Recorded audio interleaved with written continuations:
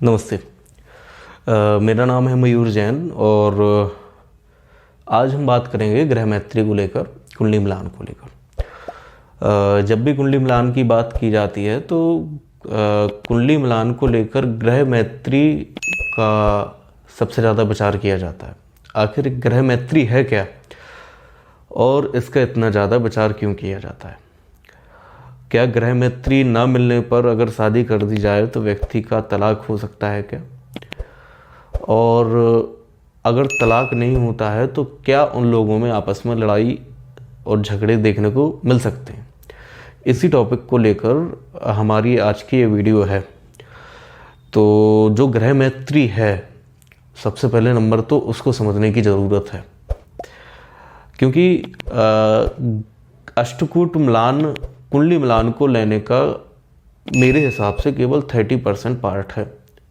30% part में हम जब भी कुंडली मिलाते हैं तो उसमें गुण देखते हैं, वो गुण देखने के लिए 36 में से कितने गुण मिल रहे हैं, एक पार्ट ये हो गया। और दूसरा पार्ट फिर दोनों की अलग अलग कुंडलियाँ देखी जाती हैं, लड़की की अलग और लड़की की अलग, कि आखिर इन दोनों में कोई दोष तो नहीं लग रहा है, और दोष लग रहा है तो कहीं वो मेजर दोष तो नहीं है। तो जब भी हम अष्टकूट मिलान करते हैं तो अष्टकूट मिलान में ग्रह मैत्री को 5 अंक प्रदान किए जाते हैं, जो कि मोस्टली देखा गया है कि कहीं कहीं पे या तो पूरे 5 अंक व्यक्ति को प्राप्त होते हैं या फिर वहाँ पे शून्य लिख के आ जाता है। तो ये शून्य लिख के क्यों आता है? और कहीं कहीं आपको ग्रह मैत्री में 3 अंक भी देखने को मिलते हैं। तो ये 0 और 3 अंक और 5 अंक का क्या इसमें झोलझाल है, इसके ऊपर हम डिस्कस करेंगे। तो नॉर्मल सी बात है, लड़की की राशि का स्वामी जो है वो लड़की की राशि के स्वामी का मित्र होना चाहिए। यदि लड़की की राशि की स्वामी और लड़की की राशि का स्वामी आपस में मित्र नहीं है तो ग्रह मैत्री में 0 अंक प्रदान किए जाते हैं। और जब ग्रह मैत्री नहीं मिलती है तो भकुट कितना भी मिल जाए उसको अप्रूव नहीं किया जाता है। और भकुट के 7 अंक होते हैं। जब भकुट के 7 अंक होते हैं तो जब ग्रह मैत्री नहीं मिलेगी तो उसको भी अप्रूव नहीं किया जाएगा, तो उसके भी 7 अंक कट हो गए। तो फिर ऐसे में कुंडली मिलान आगे नहीं की जा सकती। इसलिए इसको समझना सबसे ज़्यादा महत्वपूर्ण है। अब ग्रह मैत्री में कैसे? अगर लड़के की राशि का स्वामी शनि है और लड़की की राशि का स्वामी शुक्र है, तो शनि और शुक्र आपस में मित्र हैं, तो ऐसे में ग्रह मैत्री में 5 अंक लिख के आ जाएंगे अगर आप सॉफ्टवेयर में डालोगे या फिर कहीं भी पंचांग से मिलान करेंगे तो आप। और अगर लड़का का जो राशि स्वामी है वो लड़की की राशि का स्वामी एंटी पार्टी निकला, जैसे शनि और मंगल में कभी भी बॉन्डिंग नहीं है, ये आपस में एक दूसरे के शत्रु हैं।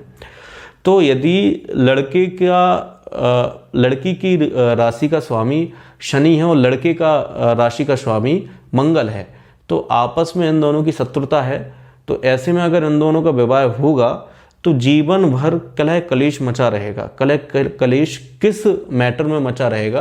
तो कलह कलेश इनकी मानसिकता नहीं मिलेगी, क्योंकि दोनों के राशि का स्वामी जो है वो एंटी पार्टी है। मंगल देव में आता है और शनि दैत्यों में उसकी गणना की गई है। तो हालांकि दोनों पापी ग्रह हैं, क्रूर ग्रह हैं, लेकिन फिर भी एक दूसरे की सोच अलग है। अगर कोई पानी पीना पसंद करेगा तो कोई मीठा खाना पसंद करेगा, एक दूसरे की सोच नहीं मिलेगी। इसलिए ग्रह मैत्री का रोल सबसे ज़्यादा रहता है। ग्रह मैत्री जिस व्यक्ति की नहीं मिलती है तो ऐसे में दोनों लोगों की बॉन्डिंग बहुत कम होती है, सोच बहुत कम मिलती है। अगर किसी भी पार्टनर का प्लान बन रहा है कि लॉन्ग ड्राइव पे चलें तो उसका पार्टनर उससे डिसएग्री करेगा कि लॉन्ग ड्राइव पे नहीं, कहीं पे तीर्थ क्षेत्र पे चलते हैं, या फिर जस्ट एंटी पार्टी हो जाता है।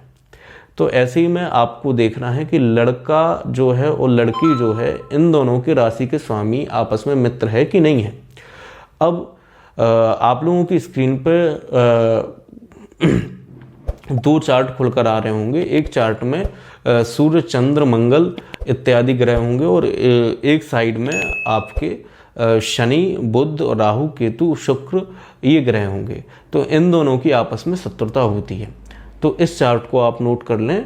और ग्रह मैत्री मिलाने का सबसे इजी वे यही है कि लड़के की राशि का स्वामी और लड़की की राशि का स्वामी कौन है, इन दोनों में बॉन्डिंग है कि नहीं है, इसका विचार कर लें तो ग्रह मैत्री मिल जाएगी।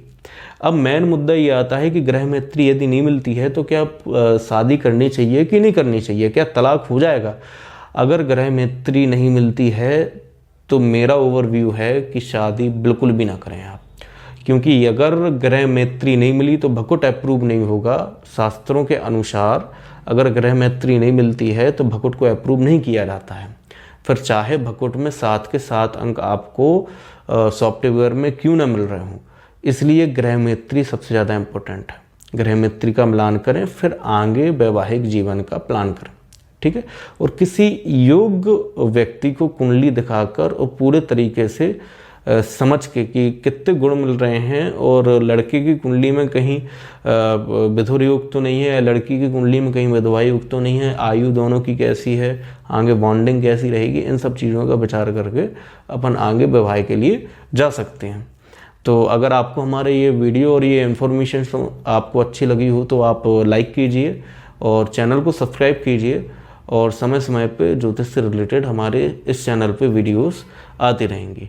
मैं मयूर जैन अब नेक्स्ट वीडियो में मिलूँगा आप लोगों से, तब तक के लिए नमस्ते।